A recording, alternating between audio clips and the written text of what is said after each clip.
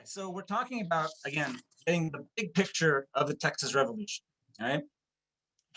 And the first big picture piece I want to throw out with you guys is a context I think a lot of people are missing.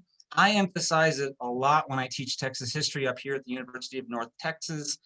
And it's something I think our students really need to understand if they're going to understand the revolution and why it broke out and why it goes the way it does, which is that the Texas Revolution emerges from a civil war within Mexico. All right, it's not just the Texas Revolution all by itself. The Texas Revolution is embedded in this larger civil war that breaks out within Mexico. And setting that up for our students, I think is really important for us to do. All right, so let me back up and talk about when Mexico became independent, all right, and lead up to why Mexico ends up in a civil war. So here's Mexico as it emerges in 1821, same time Stephen F. Austin comes in and Anglo colonization begins in 1821. Mexico's a new country. And as a new country, they have to set themselves up, set up their government, and figure out what they're going to be as a nation. And when they're doing that, they get into this debate about what kind of government structure they want to have. All right. Now, under Spain, and you can tie this again to the Spanish colonial period, under the Spanish, Mexico had been run by a monarchy, right? You have the King of Spain, and so everything was highly centralized in Mexico City, right? All authority came out of Mexico City. This big, strong man in the viceroy in Mexico City who's acting on behalf of the king. And that had been a system that Mexico had been under, and it's the system they'd rebelled against. When you're setting up a new government, it seems like this might be the best opportunity for us to set up a new government. So the first thing Mexico does when it becomes independent in setting up its government is it tries to set up essentially a monarchy within Mexico, right? They make this guy, Agustin de Iturbide, which his last name looks like Iturbide, but it's Iturbide. And Iturbide, if you guys don't know him, I'm sure a lot of you do, this is the guy who wins independence for Mexico. He's a Spanish officer who flips sides, joins the rebels, and he's the guy who marches into Mexico City and finishes the Mexican War for Independence. And so when Mexico becomes independent, a lot of his followers say, let's make this guy king. And we call him emperor. So he becomes Emperor Augustin the first emperor of Mexico. And basically they try to just start over another monarchy within Mexico. Doesn't work out terribly well, right? Iturbide here turns out to be a bit of a brute. He jails his opponents. He throws out people he doesn't like. It's kind of a hot mess. So he's overthrown in less than a year. Doesn't work out. He's thrown out of the country.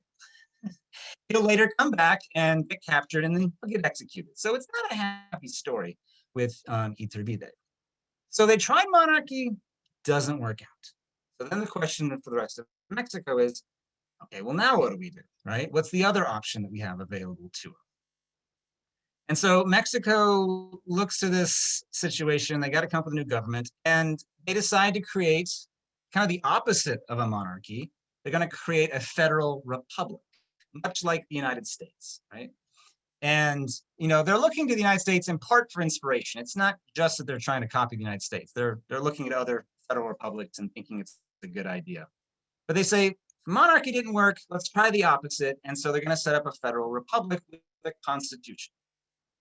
And so what they do is in 1823, they call a constitutional convention that's going to meet in Mexico City, right? So, in the United States, we have a constitutional convention that meets in Philadelphia and they write the Constitution of the United States. This is what's happening in Mexico City.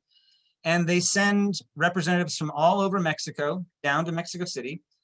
Texas sends a man named Erasmo Seguin, who goes down to Mexico City. And they meet in what will become the Mexican Congress building. This image you guys see right here. This is the House of Deputies in Mexico City. It's kind of like the House of Representatives in the United States. And so you can imagine in this room, because this is where it happens, all these representatives from across Mexico getting around the table here and saying, okay, what kind of constitution should we have? What should we do? And there was a lot of fierce debate and arguments about all kinds of things. Mexicans generally could agree that the official religion of the country would be Catholicism, and there wasn't much else they could agree on. They argued about all kinds of stuff. And what they ended up deciding to do is set up a federal republic, much like the United States, where the national government would hold certain powers and the state governments in these newly formed states would hold their own certain powers, whatever those might be, right? And so they end up publishing at the end of these debates a constitution called the Constitution of 1824, right? I want to pause here for a second because, as I know you guys know, this constitution is a really big deal, and it's in the teaks, and you guys, I'm sure, set it up during the Mexican national period. And I want to emphasize to you guys, this is a really important document to delve into with your students because it's set up during the Mexican national period. It becomes the centerpiece of the outbreak of the Texas Revolution. And it's a great way to connect those two eras, those two units, right? That you have this constant sort of piece between the two of them. And it means that we need to really break down, what does the Constitution of 1824 do, all right? Well, what the Constitution of 1824 does is it establishes certain powers for the national government in Mexico City, and then it establishes every other power to the different states across the rest of Mexico, all right? So the way it's written is that everything that's named in its Constitution is something for the national government to do. So it talks about how to declare war. It talks about how to build armies. It talks about how to tax people if necessary. And talks about what powers the national government has to conduct foreign relations and interactions with other countries. These are all the things that the national government needed to be able to do. But it didn't enumerate all kinds of things that still needed to be dealt with. Those things, everything that wasn't mentioned in that national document, was something that the states were going to have to do. Does that make sense? So if it's named in the Constitution of 1824, the national government's going to deal with it. If it's not named in that Constitution, and there were tons of things that weren't named in there, that was going to be an issue for the individual states to decide. And this is something that Mexico decided it really had to do. It had to share power between the national government and the states, because there's a lot of disagreement across Mexico about what should be the priorities and what the different states needed. You know, if you look at this map right here, what people need in California all the way up here is going to be very different than what people may need down here in Chiapas and Yucatan near the Guatemalan border, right?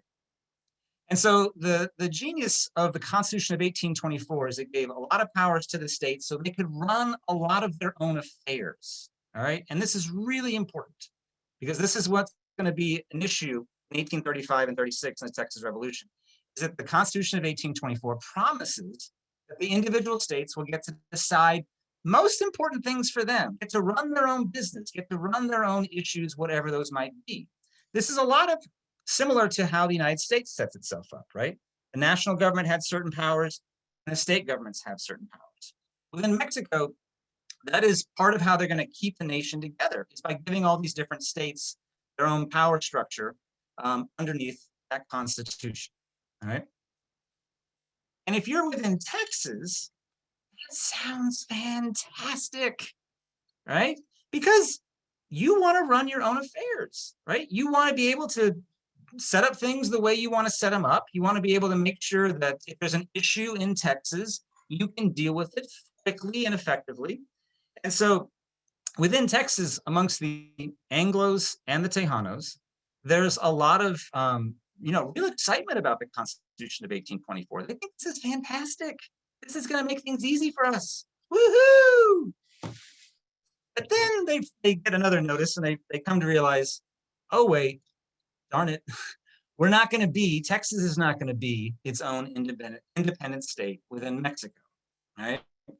And this again goes all the way back to the Spanish era. So this is an opportunity for us to tie together for our students these different eras in Texas history, right? Why was Texas not made its own state under Mexico? It didn't have enough people. And why did it not have enough people? Because the Spanish had failed very badly to put people there. There were a lot of Native American groups in Texas. There's a lot of Comanches, there's Caddos, there's Tonkawas, all that. But there aren't a lot of Spaniards, now Mexicans, that are going to be loyal to Mexico City. So Since Texas didn't have enough people because of the failures of the missions and because of the failures of the Spanish, Texas gets attached to its southwestern neighbor, Coahuila, right here, right? Because Coahuila has a lot more people. And that's how we get the awkwardly named state of Coahuila, Texas, all right? And so it's now Coahuila, Texas that's going to determine what happens in Texas going forward. The problem with that is that there are way more Coahuilans than there are Texans. So it really gives a lot of power to those in Saltillo, the capital in Coahuila, which is now the capital of Texas, Coahuila, Texas.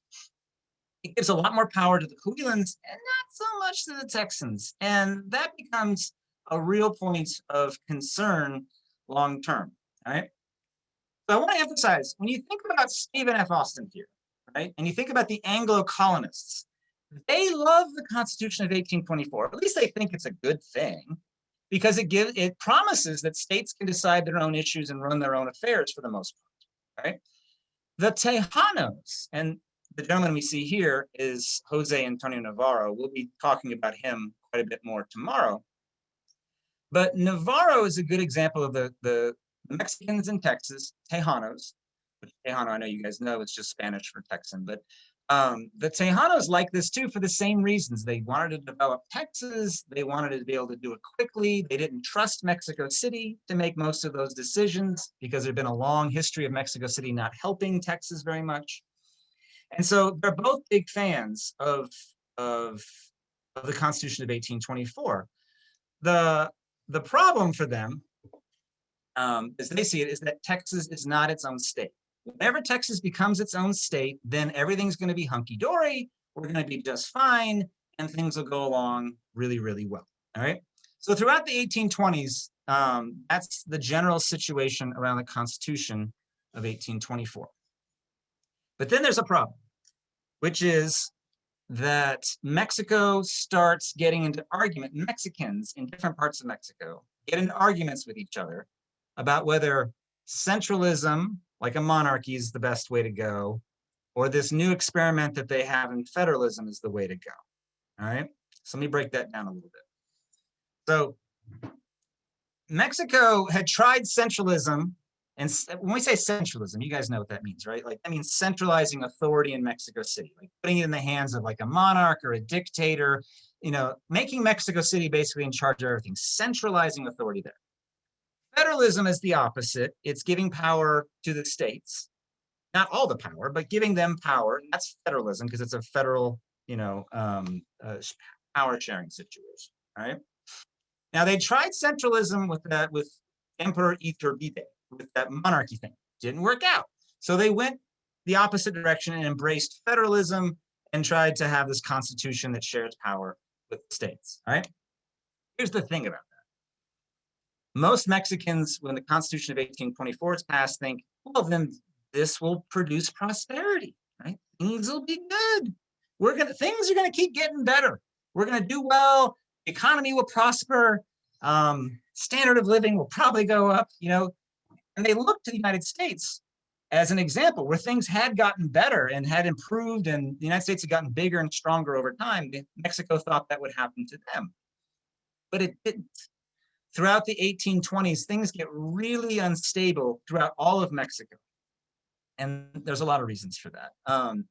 For one thing, the Mexican army starts getting involved in politics. And so when there's a presidential election in 1828, the army comes in and throws out the guy who was rightfully elected and just sticks the other guy who lost in as president. And so that's highly destabilizing. Mexico's economic situation just keeps getting worse throughout the 1820s. They were already in debt when they became independent, but they get worse and worse. They get further in debt. It's not going well.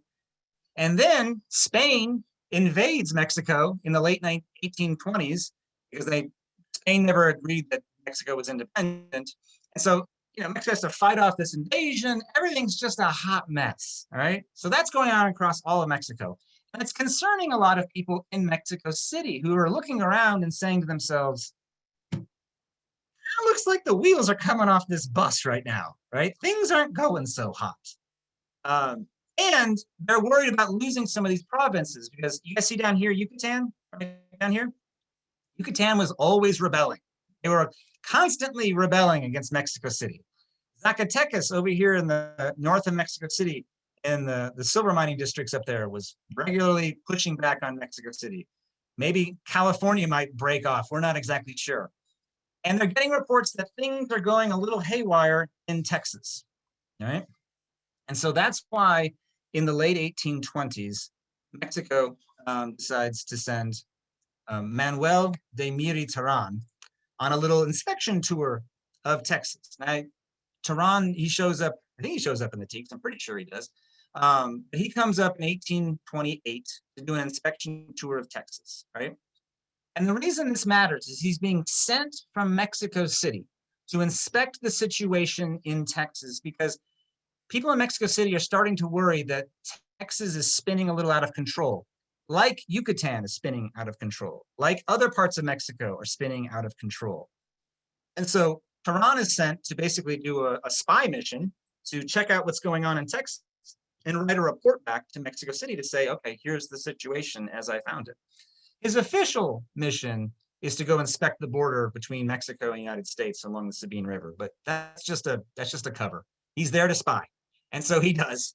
And he goes through Austin's colony and he looks at everything, sees what's going on, and he's really impressed.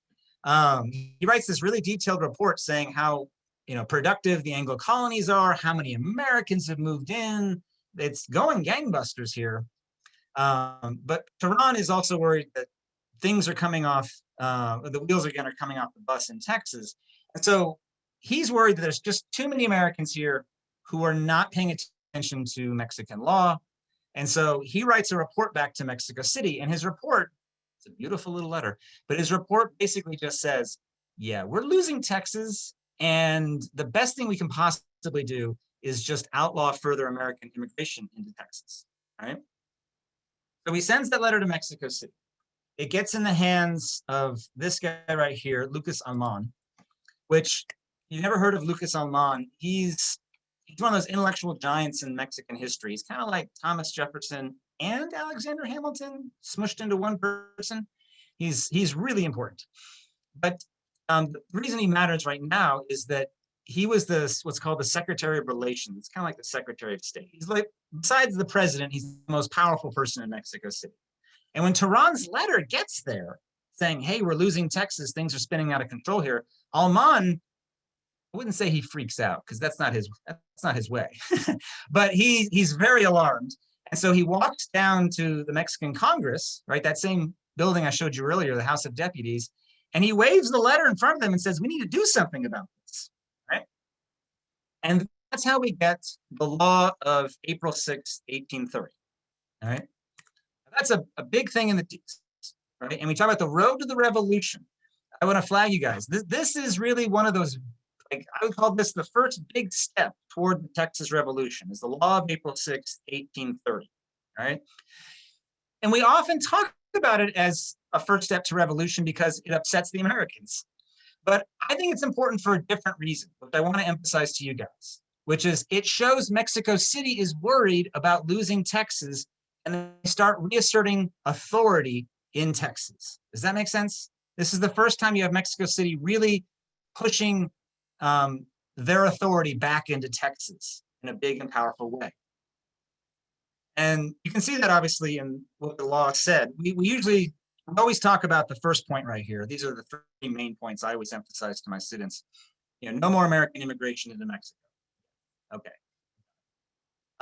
This wasn't actually enforced very well. It didn't stop Americans from coming in, but on paper, no more Americans are supposed to come in.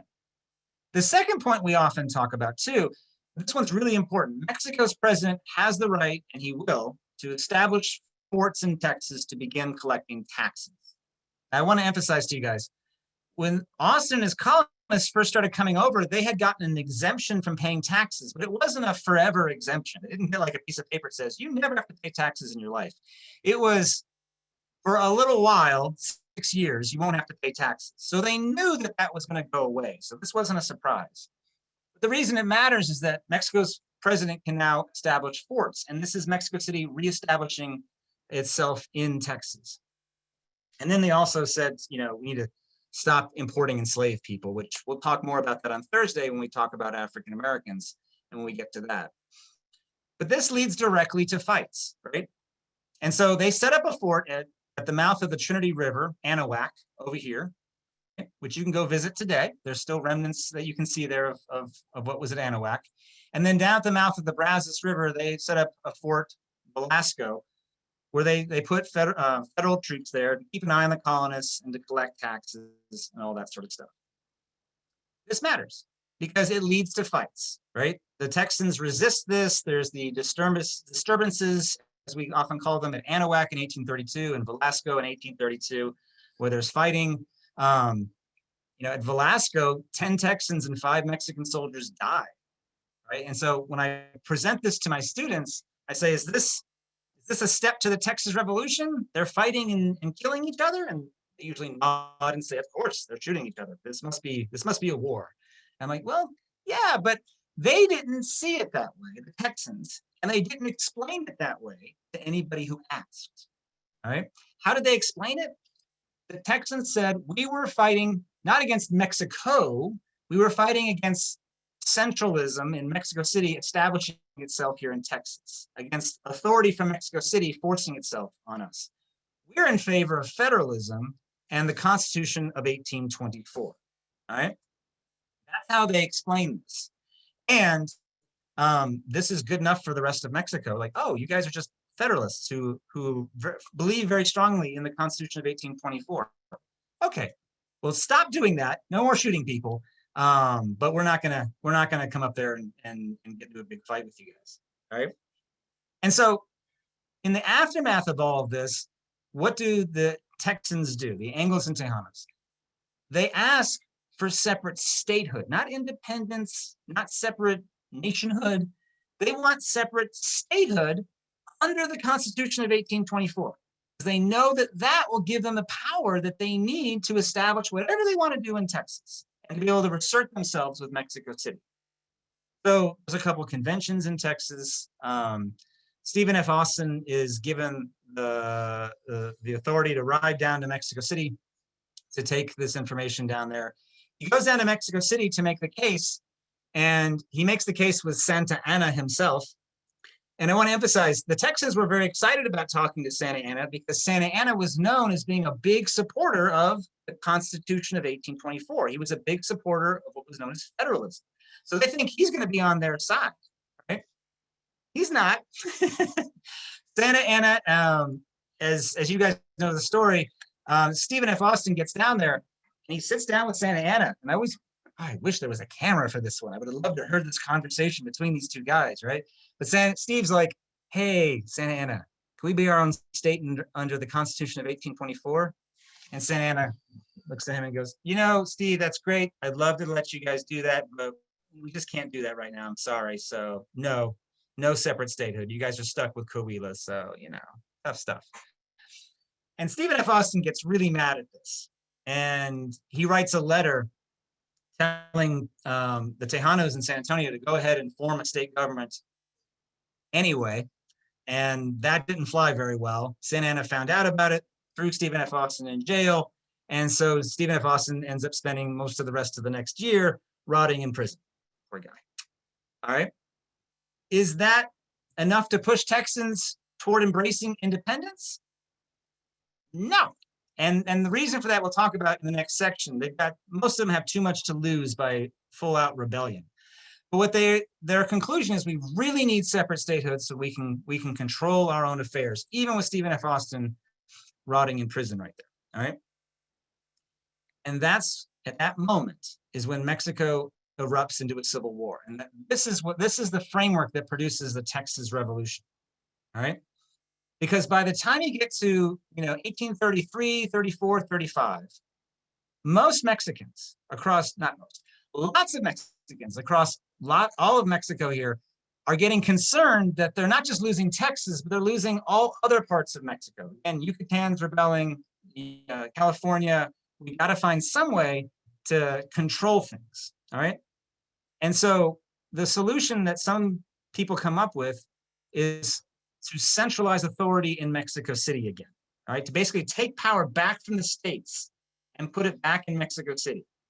So that's what Santa Anna does. When we talk about 1835 and Santa Anna becoming a dictator and all that, what we're talking about is that the leadership in Mexico City centralizes authority under Santa Anna. Santa Anna could not have done that by himself. We love to make him the boogeyman because he's a terrible figure and all that. I'm not saying that's not quite true, but he couldn't have done it by himself. There's a lot of Mexicans across Mexico who are in favor of doing something to try to save the country. And so that's what gives Santa Anna the authority to throw out the Constitution of 1824. They throw it out. They make all the states no longer states. Now they're departments of Mexico City. And the president in Mexico City, which is Santa Anna, can appoint governors to all these different places and put them in charge, but they all answer to him. So there's no more state legislatures. There's no more state ability to decide anything for themselves. States now are run by Mexico City.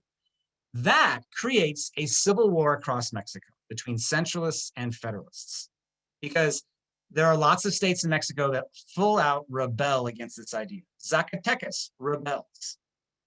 Yucatan rebels. There's people in California and New Mexico who rebel.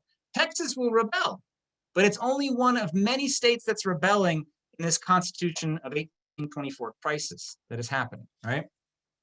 And when news gets to Texas, we can see the Texans talking about these things in terms of the Constitution. So this document you guys have right here, the San Jacinto Resolutions, this comes out August 8th, 1835. Well, that's when it was written. It's published, you can see in the Texas Republican in September.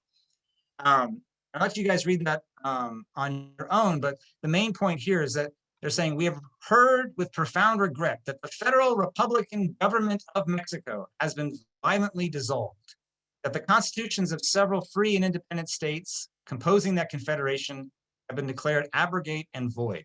Basically, throughout the Constitution of 1824, states are not independent anymore, and that means that the President of the Republic, General Santa Anna, which they would have pronounced that Santana, has been invested with extraordinary dictatorial powers, and a central consolidated government has been established at Mexico City. They're saying this is throwing out the Constitution. It's going to create a civil war, and that we, the Texans, have to decide what we're going to do with it. All right. So that's the context, I think, is we need to set up for our students. Is there's a big civil war that's going on in Mexico, and it's about the Constitution of 1824. If they don't understand that, it's going to be hard to understand why the Texans explain themselves of why they're rebelling and why all of this matters. So with that, I'm going to pause, and I'm going to turn it over to my colleague, Michelle Phillips, who's going to show you guys some pedagogical or some lesson plan materials that we put together to be able to bring that sort of thing into the classroom. So I'll hand it over to you, Michelle. All right, thanks, Andrew. You guys just heard the most interesting portion of this today, I guarantee you. Andrew's lectures, they're always interesting and fantastic, and I found myself listening just as much as you guys, and I got lost in it. So first, what I want you guys to know is I'm a 7th grade Texas history teacher here in College Station ISD, just as I was introduced. And my needs are the same as yours in the classroom. And so that's why I'm so excited about this week, because our hope is to bring all of those connection pieces and, well, missing connection pieces and missing voices into the classroom in a very relevant way. First, I want to tell you guys what our plan is with the information for this week. We want to provide document learning through primary source document excerpts, which we've created and provided to you guys. We want to create or provide the connections like Dr. Torget talked about in the very beginning. Those connections are important. History didn't just pause itself for a whole decade so that, as we teach it in our classroom, sometimes I teach it like that in my classroom. I'll be very honest with you guys, just because there's not relevant information. So in addition to that, we want to provide voices. Today, we're specifically focusing on the connection pieces because it's the big picture of the Texas Revolution and the introduction of that. And then what I want you guys to know about the classroom materials that we're providing is that they are yours to use in whatever aspect you want to. They're inside of Google Classroom. If you don't have them, Jay will be posting the link to them in the chat just so that you can access them while I'm talking about it and going over it. There it is. I see it popping up right now. And then they have a sharing on there for you to view them, but if you'll just simply make a copy of all of them, they're yours to edit and you can use them as you need in your classroom. Here's what they are. They are not a full unit of the Texas Revolution lessons and activities, but what they are is the grab and go pieces to put or insert into your lessons to make it more complete. You guys took a survey and we read through that survey and really took that to heart. Many of you said, listen, I'm struggling with time to teach all of this relevant material, and I gotcha on that one. Many of you are brand new to the classroom, and I want to welcome you to Texas history. It's quite literally the best subject ever to teach. I'll say that on behalf of everybody. But all of this information is really yours to plug in. I'll tell you where I would prefer to use it, or where I will use it in my classroom, in my lessons as I'm teaching along the way. But you're going to make that decision based on your students and where you're at in your lesson. You're the expert in your classroom, so trust your instincts on that. I am going to share my screen so that we can take a look at this all together. Give me half a second.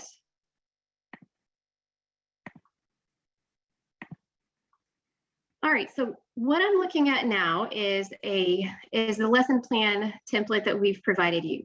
This is the lesson plan template that you're going to see all week long from Jay and I. And we've chosen this because it's incredibly simple. You can take a look at it, quickly grab and get what you need. We're going to have one essential question per day. The one driving today is, how did conflicts and instability with Mexico's government lead to revolt among the Texas colonists? Which is exactly what Andrew just answered inside of his PowerPoint. His PowerPoint, by the way, will be available to everybody after this lesson. And these activities that we've created are meant to go in conjunction or be used in conjunction with the information from his PowerPoint. So that's where you're going to get the PowerPoint information, and here's where you're going to get the activities, okay? First activity that we're going to take a look at today, and you can pull it up on your own screen and take a look at it, or you can just look at it here, is the Constitution of 1824 coming back into the classroom, and San Jacinto resolutions. We just heard about both of those, and I think this is a really great way. I know that as Texas history teachers, we've really already moved on from the Constitution of 1824, but it's such a valuable and relevant document going forward into teaching the Texas Revolution that I think we need to bring it back in. This activity specifically could be used as a hook exercise when you introduce the Texas Revolution, but I really believe it's that big connection piece to connect what's going on inside of Mexico to how the Texans are really reacting to all of this, or the Texians are really reacting to all of this. So what I've got is a little bit of background information for the students to read through, or you can read through that, go through that with them as well. And I've got articles 1, 2, 3, 4, and 6. These are the most relevant articles from the Mexican Constitution of 1824 broken down. You can see on the left-hand side that they're simplified because our 7th graders really struggle with the constitutions and need them simplified a little bit. So you can remove that and just use the right-hand side of the information. Some of you may prefer to do that if you have advanced courses. I don't have advanced courses. I teach all my students all together, and I'm not sure what other districts do. So that's why I provided that little bit of breakdown information. By the way, this supports 8th grade a little bit, because when the students are viewing documents like this, it supports the 8th grade Constitution. So just so you know, I plugged those teaks in there for you. And then then I've got the San Jacinto resolutions broken down here by section, just so that they can easily take a look at those with the questions, okay? The questions below, the analysis questions, simply go through each of them and analyze them separately, but then they analyze them together and have them make the connections as to why the Texians are making these claims. Are they justified? That's actually the very last question in the analysis questions. In your opinion, were the Texian claims in the San Jacinto resolutions against the Mexican government justified? My goal in my classroom is always to bring some of that personal knowledge and have them relate to the documents as they would see fit. And so whenever you can bring that personal aspect, you guys know this, I'm positive, whenever you can put that personal spin on it, they get involved and they get excited about the document. So that was the purpose behind many of my questions and the driving force. That is all that I have to share with you right now. We'll come back and go through the rest of the documents that I've created after Andrew gives his historical background information.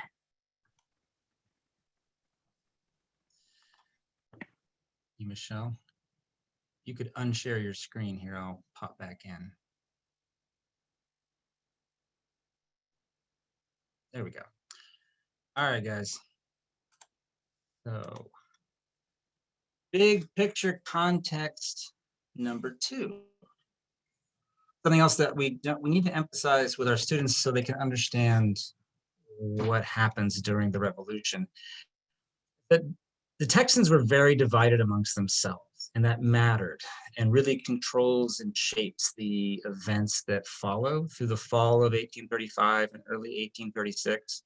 When I teach the Texas Revolution, my students, and these are college students, they typically think like, oh, they had their act together from the beginning. They knew exactly what they were doing.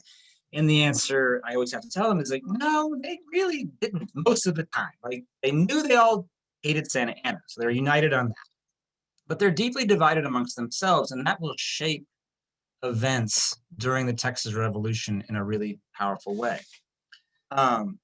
So once the Constitution of 1824 is revoked, and the Texans are upset about this, we see this in the San Jacinto resolutions. The question is, what do we do about it? And Texans were divided deeply amongst themselves between the peace party and the war party. And they're exactly what they sound like, of course, people who are in favor of peace and the people who are in favor of war. But they break down demographically in a really interesting way. The people who tended to be in the peace party were the majority of Texans for most of this period. Most people were in the peace party. And the majority of the people in the peace party were longtime residents of Texas. So this is Jared Gross. And you guys probably heard of him. He's one of the earliest colonists in Stephen F. Austin's colony. He has one of the largest cotton plantations in the region. He's one of the wealthiest people. People like him have a lot to lose in a war, and he's not terribly interested in getting into a fight if he doesn't have to, especially with the fact that if they get into a fight with the Mexican government, Mexico can march an army into Texas, right? On the other side is the war party, and that tends to be younger men, it's usually men, younger men who are recent arrivals into Texas, William Barrett Travis being a really good example of that, who have a lot less to lose if there's a fight of some kind, and possibly a whole lot to gain by some kind of fight, right? And so Travis, you guys know, he's involved in what happens in Anahuac in 1832. He's a really good example of people pushing to try to have some sort of fight of some kind. But for most of this period, even up until the early fall of 1835, the majority of people are not on the side of the war party. Most people are on the peace party side. But there's a transition that happens in the fall of 35 and the spring of 36, where people who were on the peace side start moving over to the war party side. And Stephen F. Austin's a great example. Austin had been very much on the peace side of everything. He had more than anyone, the most to lose. He was the biggest landowner in the entire region. And, you know, he really believed in the Constitution of 1824. But being thrown in jail tends to change people's minds about some things. And when he got back, he started moving, not immediately, but cautiously toward the war party. And I want to emphasize, you know, there's a transition that happens. But the point being is that Texans are divided between peace party and war party and some folks who are kind of transitioning in between. It's not one big united group that's all on the same page. And so when Santa Anna overthrows the Constitution of 1824, the only thing they can agree on is that they don't like that and that they don't like Santa Anna. Within the colonies themselves, they're not quite sure what to do with all of this. Things that push them toward more people toward the war party, right, is the fact that Santa Anna starts putting troops in San Antonio, all right? And the reason Santa Anna does this is because of the Civil War in the rest of Mexico. He was fighting against people in Zacatecas. He was dealing with the rebellion in Yucatan. He didn't want that to happen in Texas too. So Santa Anna sends a lot of troops up to San Antonio to basically stalk it in case there's a problem at some point, right? The Texans hadn't rebelled. He's just getting ready in case they decide to do that, right? And that alarmed people in San Antonio, the Tejanos and Anglos who were aware of it. And it leads to the first battle of the Texas Revolution, right? Which is when in October 1835, you know, the commander in San Antonio decides, well, we lent the settlers in Gonzales this cannon a while back. We should probably get that back, right? I always tell my students, like, they had a right to get the cannon back. They had lent it to the guys in Gonzales because the Comanches would come through. So they give them a cannon to scare the Comanches. But it's like you lending your neighbor your lawnmower. Like, it's not their lawnmower. You're going to get your lawnmower back at some point. So the Mexican commander here is like, let's go get our lawnmower / cannon back. So they go over to Gonzales and ask for it back. And of course, that doesn't happen. And the people in Gonzales say, absolutely not. We're going to make ourselves a really cool flag that will one day be bumper stickers all over this fine state. And they ride across the river and then chase off the Mexican dragoons. I always call this the quote unquote Battle of Gonzales. It's not really a battle so much as they're just kind of running them off. 2 of the Santa Anna's soldiers are killed in the conflict on October 2nd.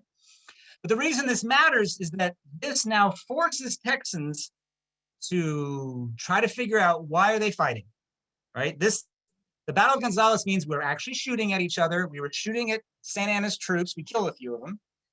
There's going to be a retaliation. So we better get our act together, right? So when word goes out, so you can see this newspaper piece right here. Freedmen of Texas, to arms, to arms. Now's the day and now's the hour. After Gonzales, they've got to come up with a plan of what they're doing. So they get together at the Consultation. I love that name because it's like they're consulting each other. It's perfect, right? Good vocabulary time for our students. But they get together in Austin's colony. Austin calls the Consultation. It meets, you can see, November 1st, 1835. That's when it starts. And they get together in San Felipe. And I love this dog truck cabin right here, which this is in San Felipe. If you've never been to San Felipe, it's beautifully restored down there now. They've got a museum you can go check out. It's really cool. It's a worthwhile site to see. It's off of I-10 near Sealy, west of Katy. I love this image here because the Consultation, when they came together, they're divided between the peace party side and the war party side, right? And they're screaming and yelling at each other, and they can't agree about what they're going to do. And the whole point of this thing is to get on the same page so they can plan properly and react however they need to react. All right. So they argue with each other for a whole week. And when they get done, they issue a document. And you can see the title up here. It's really, really clever stuff. Texas Declaration of Causes for Taking Up Arms Against Santana, November 7th, 1835. All right. So they're saying why they're fighting Santa Anna, right?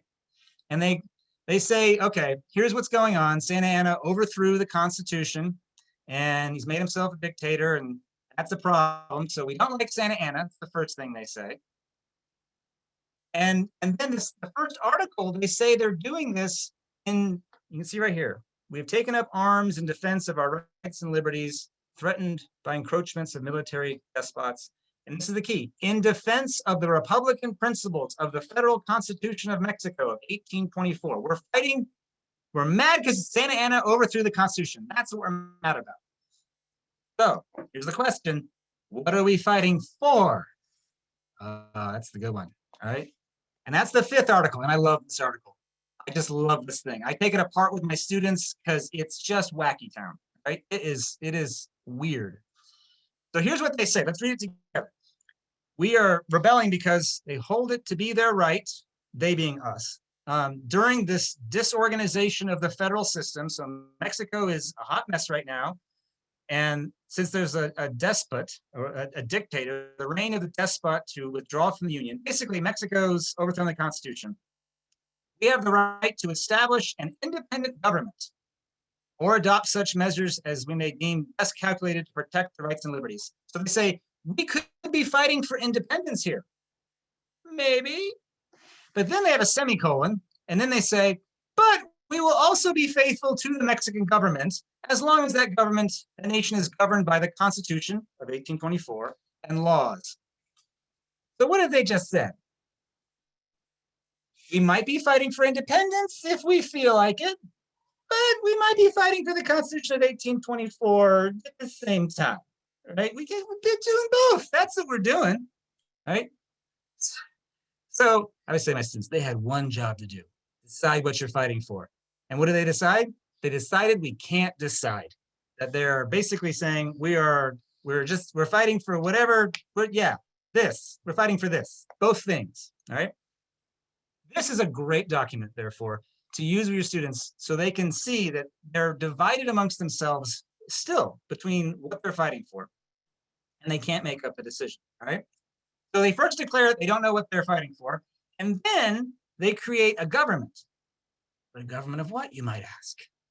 Is it an independent nation? Maybe. Is it an independent state within Mexico? Could be.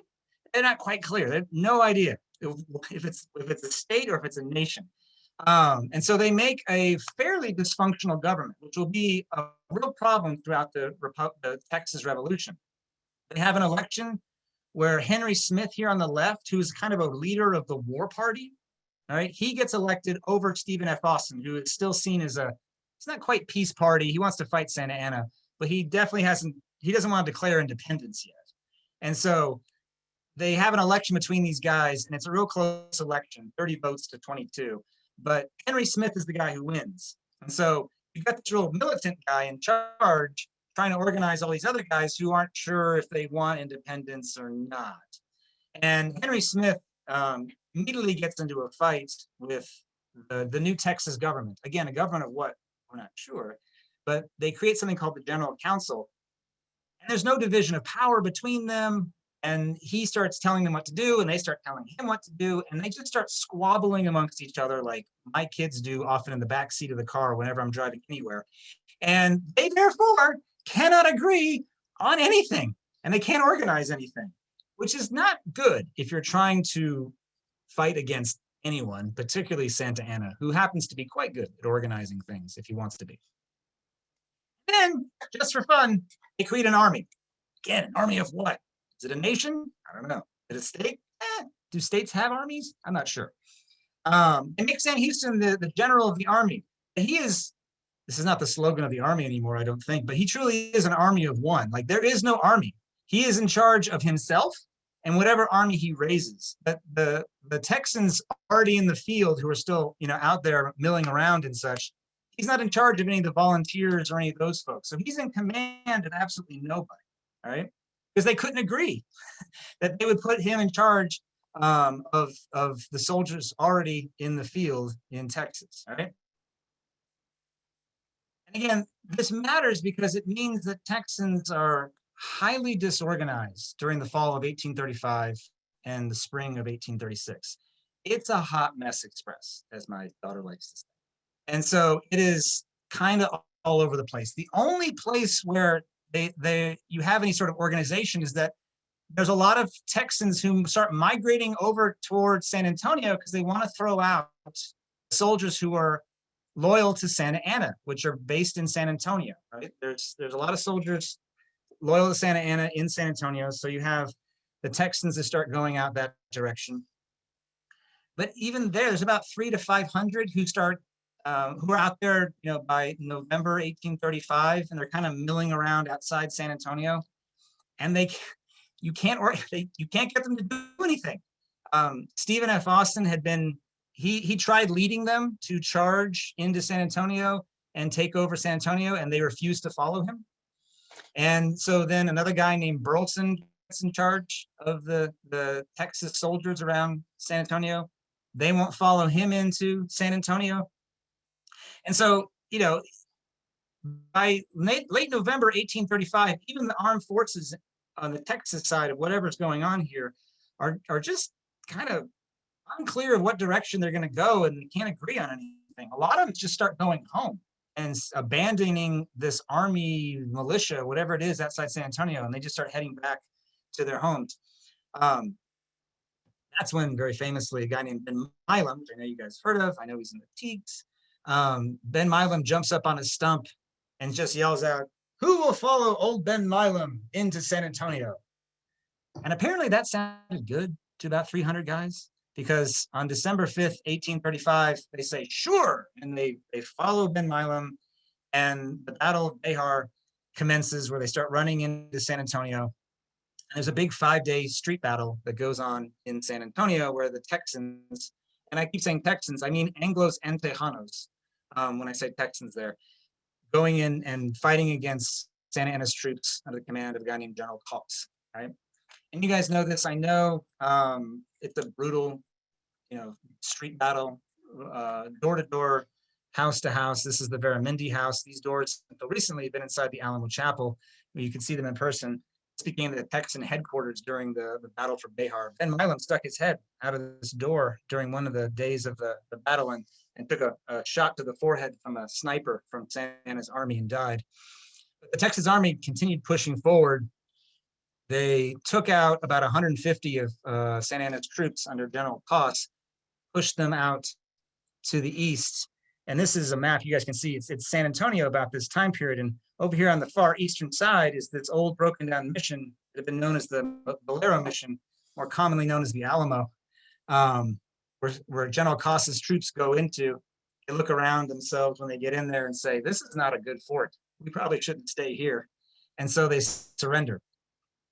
Now, I want to emphasize to you guys, the Battle of Behar in December 1835, when the Texans take over here, is a remarkable victory for a very disorganized mob of guys who just kind of charged into the city and took house by house, street by street. Good for them. In the aftermath of this, they can't do anything with General Coss's army. They can't imprison them because the Texas government, whatever it's a government of, isn't organized enough to do it. So they make General Coss promise they'll march into the rest of Mexico and never come back. And he says he will. And when they do this, the Texans have thrown Santa Ana's army out of Texas. What should they have done at that moment once they've thrown Santa Ana's army out? They should have organized themselves, right?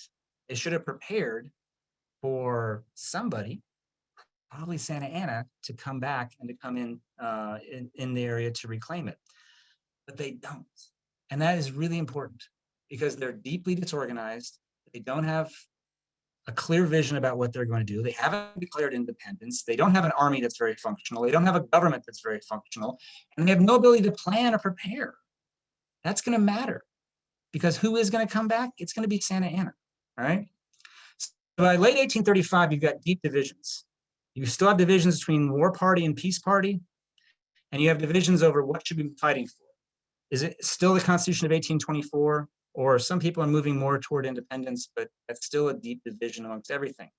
And that matters because when Santa Ana marches into Texas, the Texans are not organized enough to push him back or to mount a very significant defense at the very beginning of 1836. And that's how he's going to surround people in the Alamo. And when he does that, he's going to force the Texans to make a decision about what are they fighting for. And that's when Texas ends up in declaring independence and trying to get its full act together so that they can resist Santa Anna coming in. So I want to end with that and turn it back over to Michelle Phillips. But I just want to say, as an interpretive point, it's worth emphasizing to your students that the Texans really weren't organized about what they were fighting for until Santa Anna invades in the spring of 1836. And that forces the Texans to come up with, all right, we need to decide what we're really fighting for here. So I'll turn it back over to Michelle, who's going to give you guys some lesson plan resources. All right, and I have to apologize because I didn't give you guys a good clear picture of how I might use the previous document in my classroom. And I know that there's some new teachers on here, so I think that that's important stuff that we should start with first.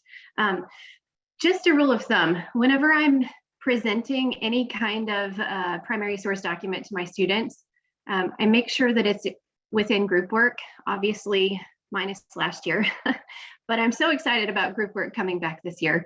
And so I would suggest groups of 3, because when you have groups of 4, they tend to talk off subject, and groups of 3 just focus better, at least in my own experience. So first of all, I present them with the primary source documents in groups, because that just like us, just like we're doing right now in a collaborative form, it allows them to dig a little bit deeper into the materials and bounce information or ideas off of each other, and really interact better, okay? And there were some good suggestions in the chat if you want to go back and take a look in there about how these materials might be used. And in addition, later on, at the very end of this, you guys are going to be put into small groups of 3, and you guys get to talk about the material and talk about how you might use it in your own classroom, and then we'll all come back together and talk about those ideas together. So just wanted to give you a heads up on that. Now going back to that document that we were working off of earlier, the lesson plan document. Let me share my screen. And we'll take a look at the second activity inside of that. All right, here we are. Okay, so again, this is linked inside of the Google Classroom. It's linked inside of the chat. Jay linked it earlier. And all of these highlighted in blue topics are the activities. So if you'll click on those, taking up arms is what we're going to take a look at now. They're linked in 2 places, simply because sometimes I need things linked in multiple places. Hopefully not to be confusing to all of you. But if you'll take a look at that, Dr. Torget started with this document when he was talking earlier. Texas Declaration of Causes for Taking Up Arms Against Santa Anna. This is a rather tricky document, I will say that. I had a little bit of trouble with it in the very beginning, and so I would expect that from students as well. You're welcome to break it down even more than this, but I've broken it down by 1st, 2nd, 3rd, 4th, 5th, those kinds of things to go directly with the questions that I've got below. And by the way, I've got most of the documents on one page and the questions on the next page, simply for transfer purposes. If you need to print those out, that is a really good, helpful tool for many students. Instead of printing it as a front and a back, one piece of paper kind of copy, if they have them next to each other, they can easily transfer information from the document, from the primary source document, onto the questions. So that's just a little bit of a tip for new teachers.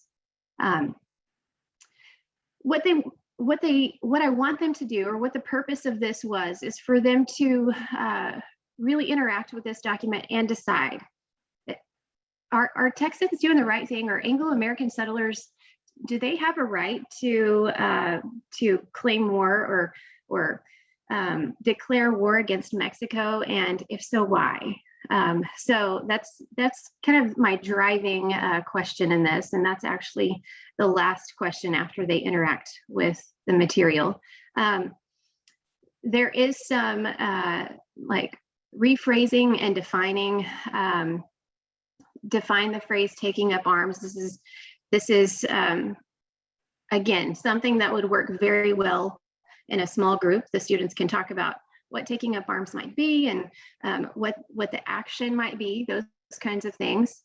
And then I also asked them in question number 3, I wanted to point this out, the question is, are the claims listed above in question 1, which are the claims against Santana, are they enough to declare war? And this really goes down to question 3 and question 6 work really well together. So I would say emphasize question 3, emphasize question 6, and then let them interact with the documents on the rest of the questions. And with that information, I'm going to go ahead and turn this back over to Dr. Torget. And when I come back in just a moment, I'll tell you exactly where, at the very end, I'll tell you exactly where I'm going to use them in my own classroom and in my own teaching, because sometimes it gets a little bit, well, it's hard to make that call whenever you're so limited on time teaching such a gigantic topic. So I'll tell you exactly where I'm going to plug them in, and then we'll interact with the very last document, and then we'll head into breakout rooms and discuss more there. All right, Andrew, it's all yours. Okay, thank you, Michelle. All right, guys. So for the third section here, back to share the screen. All right, so big picture context number 3.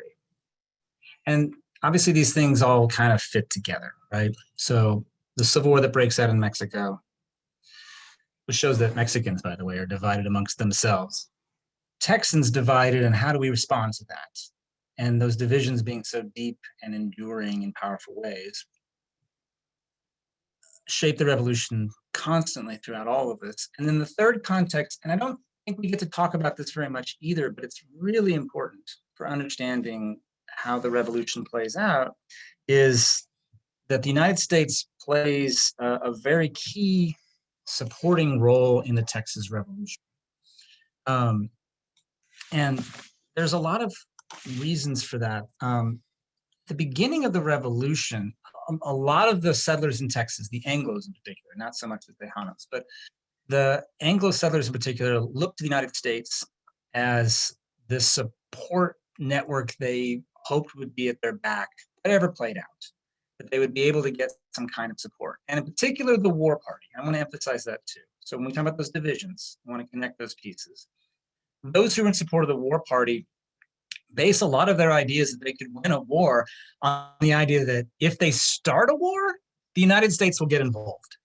The United States would not allow Americans in Mexico to get basically killed and destroyed by Santa Anna without stepping in and stepping up and doing something. So when you think about the war party in Texas, a lot of them, you can see this in their correspondence, but a lot of them are counting on the idea that the United States will step in and send in an army. There is a United States Army in Louisiana, all right, a place called Fort Jessup, that is there under the command of a man named General Gaines, who could just kind of come in at any point. It's what a lot of the war party folks tend to believe. And there have been people in the years since the Texas Revolution who look at this period and think that there was a effort by the United States to steal Texas from Mexico, that Andrew Jackson, who was president of the United States at the time, he probably sent his buddy Sam Houston to go do this and start a revolution and grab Texas for the United States, because the United States had tried to annex Texas and buy it from several times.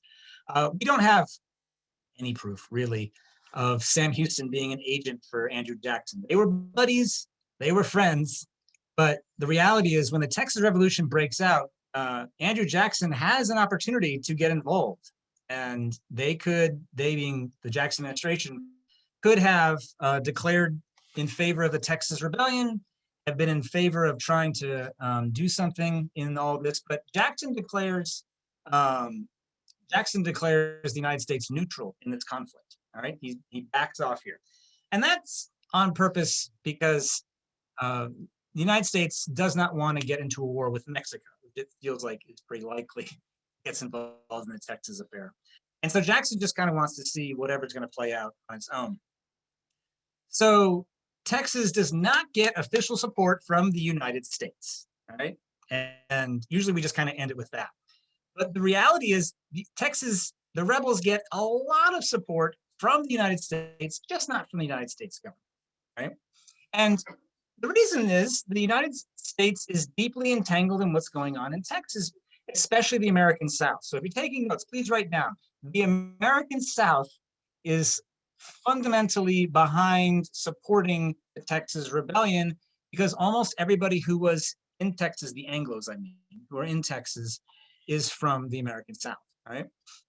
And the reason is that and we'll talk about this more on Thursday when we talk about African Americans in Texas during the Revolution. But the reason for that is that, most people who are coming to Texas are cotton farmers, right? The people who go to Stephen F. Austin's colony are cotton farmers from Mississippi, Alabama, Louisiana, Virginia, and everywhere in between. But that's the majority of people who are coming. If you count up the colonists who showed up in Austin's colony, and Austin himself did this math, his papers in the General Land Office, if you do the numbers on them, shows that 90%, that's 90% of all the colonists who are coming over are coming from the southern United States, right? They're coming to grow cotton. They're establishing farms in Texas. So this is a sketch of a Texas farm. It was done in 1843 by a British visitor, a guy named William Bullard. But it gives you a sense of what a Texas farm would have looked like at the time. And I love using this with my students because mine react very much to visuals. I can imagine adults would as well. But what I show them with this image is that this is a Mississippi frontier plantation transplanted into Texas and in Mexico. So when you think of the settlers in Austin's colony, I always think of Mississippi come to Mexico, right? That's what they're bringing. That's what they're doing. This is the main house of whoever owns the land there. And all these cabins back here, these are actually slave cabins, which is something that, again, we'll talk about on Thursday, because slavery came with these colonists because it was a part of the cotton economy, right? When you think of Mississippi cotton plantations, you think of slavery. That is true of what's coming to Austin's colony during this time period, all right? And we'll talk more about that on Thursday, as I said. But the reason it matters right now is that Anglos who are in Texas are coming from the American South, and they're coming in big numbers because of cotton. So in 1830, there's a giant boom in cotton prices, and cotton prices start going up in 1830, 31, 32, 33, 34, 35. 5 years, they go from pretty good prices to astronomically high prices. It'd be like oil going to $250 a barrel. Like it just go through the ceiling, and everybody's making an enormous amount of money as a result of that in Texas growing cotton. What that means is the Texas cotton lands in Austin's colony are more attractive in the early 1830s than they've ever been. And so people start pouring into Texas in 1830 to 1835 in huge numbers, and it has this massive Anglo population boom. So you can see right here, the population in Texas of Anglos in 1830 is about 10,000, right? That's a lot of people. But in 1835, it is 21,000, all right? So just let's think about that together for a second. From 1830 to 1835, the Anglo population in Texas more than doubles from 10,000 to 21,000 people, all right? That is an incredible expansion, all right? This is the same time, right, that Mexico City is trying to clamp down on Texas. They passed the law of April 6, 1830, which, as you guys can see right here, did not really stop anybody from coming into Texas. And so this massive immigration that comes into Texas is all coming from the southern United States. So why does that matter? That means in 1835, when the Texas Revolution starts going, the vast majority, well, more than half of all Texans have shown up in the last 5 years. They are recent arrivals. And where have they come from? The United States, specifically the southern United States. So they feel a deep connection in Texas to the southern United States, but so does the southern United States to what's happening in Texas, because if these people all went here to Texas, who's back in Mississippi and Alabama and Louisiana? Their extended family, right? Their mom, their dad, their brothers, their sisters, their aunts, their uncles, their grandparents, they're all spread out the American South. So the southern United States feels a strong and very deep connection to the people in Texas who are experiencing the Texas Revolution, all right, and are intensely interested in what's going on. For the same reasons, New Orleans will play one of the biggest roles in the Texas Revolution as the supply depot for pretty much everything the Texas rebels use and are going to engage in with the Texas Revolution, right? And that's a role that New Orleans had been playing this entire time. New Orleans was the economic, you can see right here, the economic lifeline for Anglo colonies in Texas, right? During Austin's period, I may know you guys know this, but I always emphasize it to my students. I recommend you guys, recommend it or emphasize it with yours. There is no Walmart, right? There is no Home Depot. There is no, if you need stuff, where are you going to get it? You're going to get it from New Orleans, right? You might go overland over there, but a lot of it's coming on ships that leave New Orleans and go to the mouth of the Brazos River or the Trinity River or the Colorado River, right? And so that had been the supply point for pretty much everything that had allowed the colonists to survive throughout all this. It will therefore be the supply point for soldiers, for weapons, for muskets, for black powder, for lead, for shot. Everything that the Texans are going to need in their fight is going to flow through New Orleans throughout so much of this period. And the way they're going to finance this revolution is also what goes through New Orleans. Because why is New Orleans so deeply tied to the Anglo colonies? Well, they're supplying them, but what are they getting back? They're getting the cotton that is being produced in Stephen F. Austin's colony, right? 95% of the entire economic activity of Austin's colony were cotton exports, right? So it's cotton, cotton, cotton. That's why those ships are coming from New Orleans, because they're getting the cotton, then they're taking it back, and then they're selling it to ships that are going all around the world, right? That is the money that is going to help finance the Texas Revolution, right? It's going to happen with cotton merchants that are in Texas that are deeply tied to the revolution. So I'm sure you guys have heard of Thomas McKinney and Samuel May Williams, right? And these two guys got together and formed a firm called McKinney Williams. And their job, what they did is they sold Texas cotton to New Orleans and then sold it around the world from there. When they made a lot of money doing it. And when the Texas Revolution began, all right, these two guys end up loaning a huge amount of money in terms of war material supplies, ships, and other sorts of things, including some steamboats that go up and down the Brazos and Colorado rivers to the Texas rebels, all right? And this is what helped finance the war. You can't make an army out of nothing if you can't pay for anything, right? You've got to have supplies, and these guys produce a whole lot of it, right?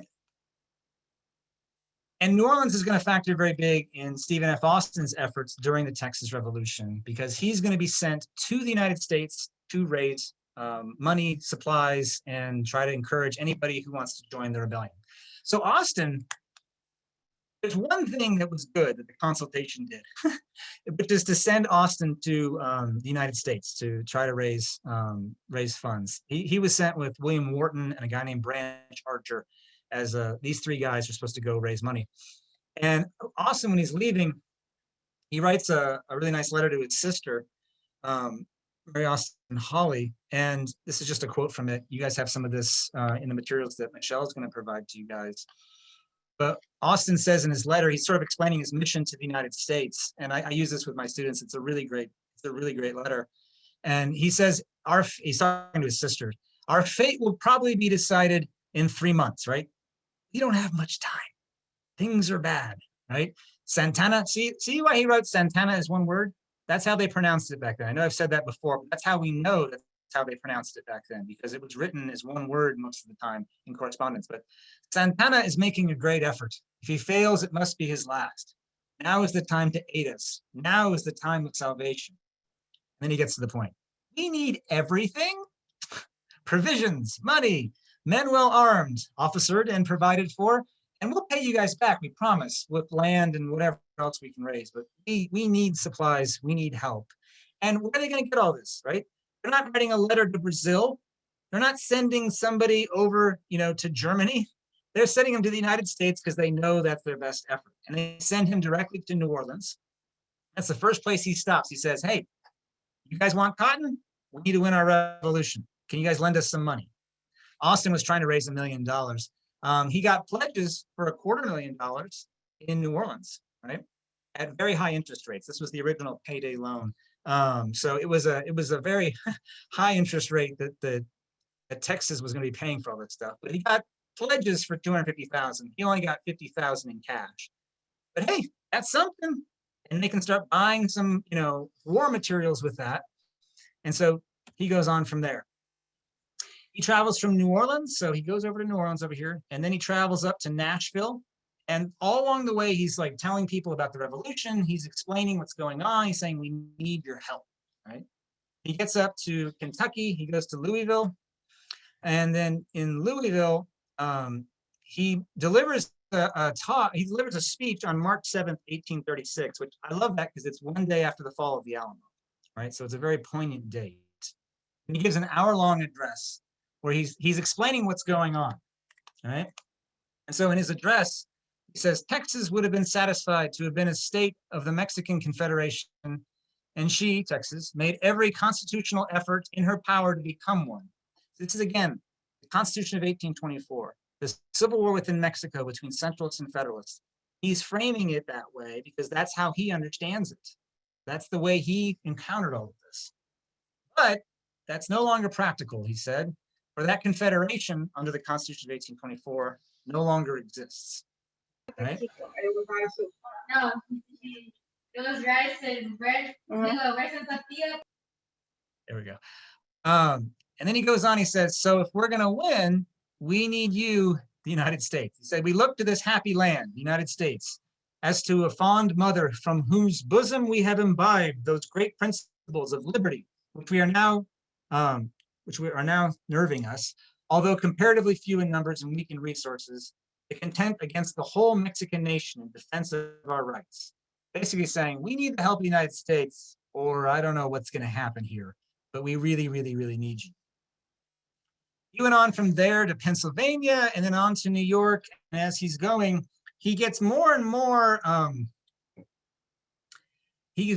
tries to play to the fears in the United States about why this is a war. So he writes a letter in May of 36 explaining, he doesn't know the war is over yet.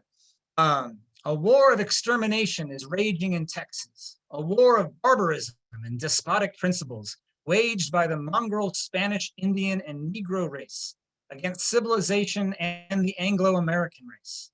So he turns this into a race war, is what he's saying, is how he's explaining this to American audiences. Is it that? No, but he's trying to scare people in the United States into helping the Texas Revolution, all right? And what he ends with is, let an army of the United States march into Texas and say to the pirates Santa Anna, stop, right?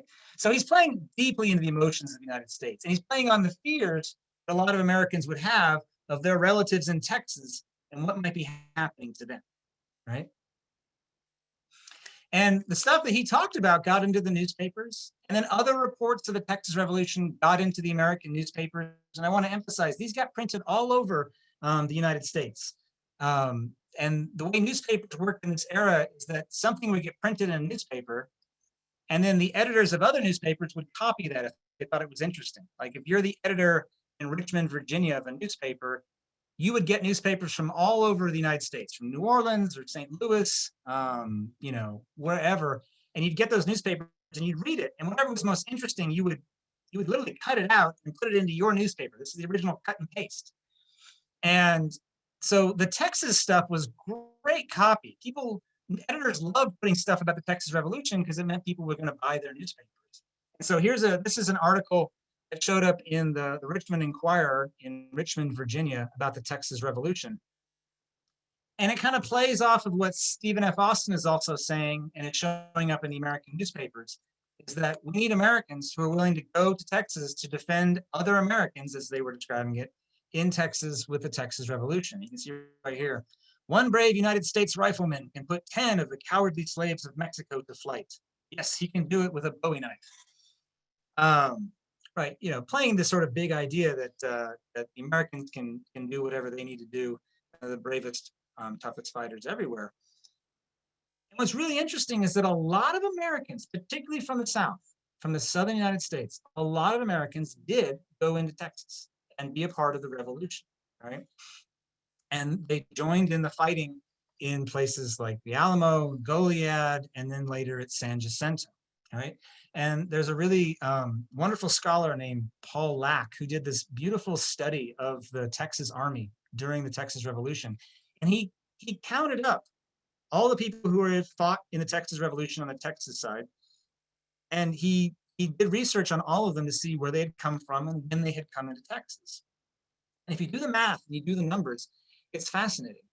Of the men who fought for Texas at the Alamo and at Goliad, more than 75% of them, more than 3/4, had arrived in Texas after October of 1835. So think about that. October is when, the Battle of Gonzales happens and starts the revolution officially. Most of the guys that die, 3/4 of them who die at the Alamo and Goliad, are from the United States who've arrived after that, right? That demonstrates more than anything, I think, how important it is, this stream of people who are coming in from the United States who are joining the Texas Revolution during the late period of 1835 and early 1836, right? At the Battle of San Jacinto, it's a smaller percentage. You have a lot more Texans who are longtime Texans who are in the Texas Army. And part of that is because after the Alamo and Goliad, you have all of the colonists in East Texas who are running away from Santa Anna's army as a part of the runaway scrape. And we'll talk about the runaway scrape on Wednesday when we talk about women in the Texas Revolution. We'll go to that in some great detail. But that produced a lot more recruits for the Texas Army because Santa Anna is now marching in toward East Texas. And so of the men who fought for Texas at San Jacinto, about 21% of them had arrived in Texas after October of 1835. That's still more than a fifth. Every fifth guy in the Texas Army at San Jacinto was a recent arrival from the United States, almost all of whom were from the southern United States. And so in the aftermath of the revolution, you have this big American influence. It's not just financing the revolution. It's not just the money that's coming in from New Orleans that's financing the revolution, but the soldiers who are in the army itself. If you add up all the men who fought for Texas during the revolution, about 40% of them had arrived in Texas after the revolution itself began. Again, demonstrating, I think, as clearly as we can, just how influential that migration stream was from the United States. And then you can see it one more time in the aftermath of all of this, right? So when Texas becomes independent and wins at San Jacinto in 1836, the population numbers are really interesting, right? By that point, you have about 30,000 Anglos. Now, how many Anglos were in Texas in 1835? About 21,000. So you've had a large movement of people from the United States coming into Texas during the revolution and the immediate aftermath of the revolution itself, right? A very large number of people coming in. You also have about 5,000 enslaved African Americans working on those cotton farms. We'll talk about that on Wednesday. You've got about 3,400 Tejanos. And then you've got about 15 to 20,000 Native Americans. But what I want to emphasize is that not only is it this influence from the United States that helps the Texans in their war, but because of that big migration stream, who's going to control Texas after the Texas Revolution? It's going to be the Anglo-Americans, who are the largest in number, right? And are the ones going to be the most influential. And so when you get to 1836, 37, you've got 30,000 Anglos in Texas. 20,000 of them have come since 1830, within the last 5 years, 10,000 within the last year, right? It's a massive migration stream that happens pretty much all at once near the end of the Texas Revolution. And that ultimately is what's going to shape the Republic of Texas, which we'll talk about as well on day 5 when we talk about the long-term consequences of the revolution and how they shaped everything as well. So with that, I'm going to pause. Then I'm going to hand it back over to Michelle, who is going to walk you guys through another couple of resources you guys can use in the classroom. And then we're going to break you up into some groups and let you guys have some conversations. So hand it over to Michelle. All right, so this is the very last portion of the material that I have for you guys today. Got 2 things. One of them is a hook exercise, and one of them is the letter that Stephen F. Austin wrote to his sister. We chose this specifically because, gosh, this is such a relatable and applicable tool for the students. This is something that they can say, yeah, you know what, I have definitely maybe not written a letter to my sibling, but I've asked for help in very big ways. And so that's the purpose of the hook exercise. Let me share my screen once more. All right, so I'm back to this lesson plan document that we've been working off of the entire time. Again, there's a link inside of the Google Classroom and a link inside of the chat if you need access to it now. Here's the hook exercise. The hook exercise is simply going to get them thinking into the mindset of the sibling kind of situation, right? It's if you have multiple children of your own, or if you've seen the sibling interaction or siblings of your own, you know that one sibling asking another sibling for some help is one of those things that doesn't always go over as well as the sibling asking for help as planned. So I give them a little scenario set up. It's very basic. It's not incredibly structured, so you are welcome to insert some structure into this if you would like. But in hook exercises in my classroom, I like them to be super quick. And so this will give them, or at least my students, an opportunity to do it in about 10 minutes or less. That was the purpose of this.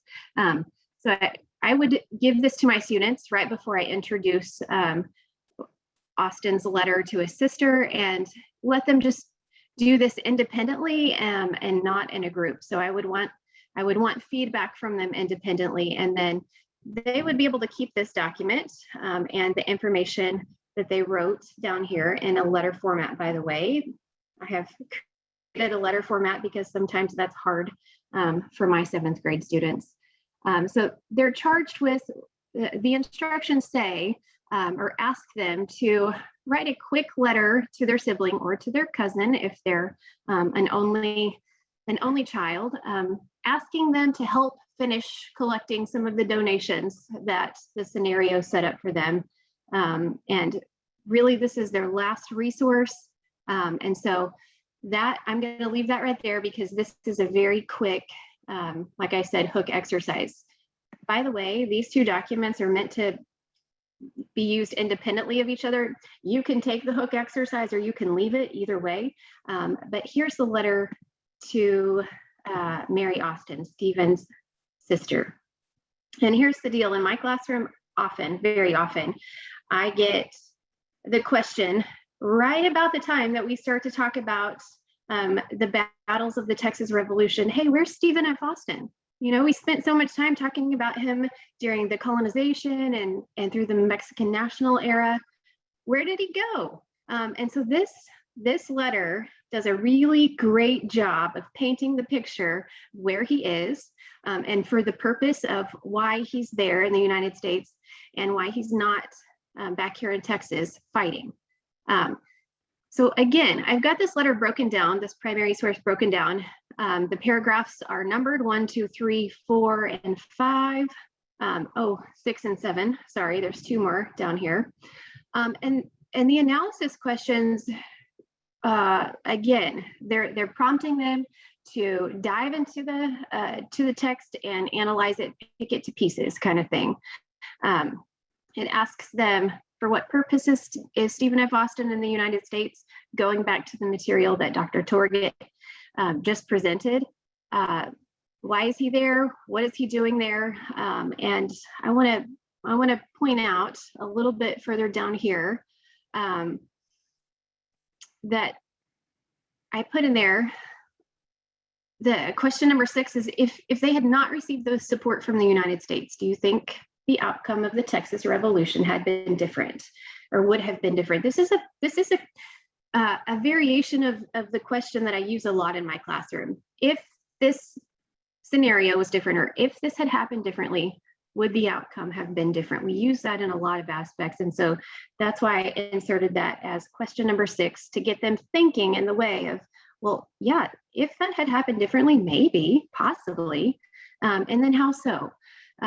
For the new teachers, I just want to point out that when I present these questions to my students, I always ask them to give me support or answer it using text evidence, which simply means find the pieces inside of the primary source that supports what you're answering with. Make sure that you know, as a teacher, that they know what they're reading, and that's going to help you as you grade it if you use it for a grade. I'm going to head back to the big picture lesson plan and just give you guys an idea of where I use these in my classroom. The first piece that I presented to you, the Constitution versus San Jacinto resolutions, that's the big hook exercise that I use in my classroom as the overarching view of here's where we're going, here's why we're going there, and here's the connections between the two units. And then moving on, the taking up arms, that's another connection piece that I use really after I've introduced the revolution, to add in there the why. This is why. These are the claims against Mexico. This is really the true feeling of the Texans and why they're headed into war and what really maybe their plan is. And it gives them a good idea of the lack of organization and again, why they're doing it. And then this letter from Stephen F. Austin to Mary, this is something that I give to my students right before I introduce the very, very first battle of the Texas Revolution, just so that they know like where Stephen is. Where did he go? Where is he? And that answers a lot of the questions for them and gives them some idea of how the Texas Army is kind of suffering right now, right? Because he's begging for everything, and they have almost nothing. So this is where I would use these things in my classroom. I want to point out that there are primary source materials linked at the bottom. This is the full federal Constitution of the United States, the United Mexican States of 1824. You can click on these links and print them. If you want to give them to your students, I would suggest not giving the whole thing to your students. That's way overwhelming, and that would just make them shut down. But if you want to include, like, this is the original photocopy of the San Jacinto resolutions as published in the newspaper to the rest of Texas, saying, hey, look, this is what we see, and we want to let you know that this is going on. So if you want to include that in maybe one of your presentations, students always love to see stuff like that, and that's a pretty cool thing to use. There's some more linked in here. Stephen F. Austin's letter to his sister is in here, page 1 and page 2. And I want to point out that most of the resources that we're using are from the portal. So if you're familiar with the portal, and most of you are, because that's like the holy grail to teaching Texas history, it's got everything inside of it, or most everything.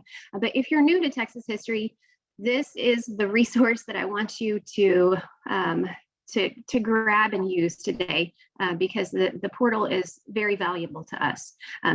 Sometimes it can be hard to search in, but if you have any questions about it, I think my email is linked. I can walk you through it. I'll be glad to, because it gets a little bit overwhelming. But if you need help dialing that down a little bit, I'll be glad to help you one-on-one with that. And I've got the portal link down here. I've also got another resource link down here. It's the University of Texas Law School has a really fantastic link to all of the constitutions that Texas has been under. They're translated, and they're very well lined out and easy for us to use and easy for us to allow our students to work with. And so I've linked those 2 resources down here. And that is all I've got for you for the materials, the classroom materials today. I'm going to stop sharing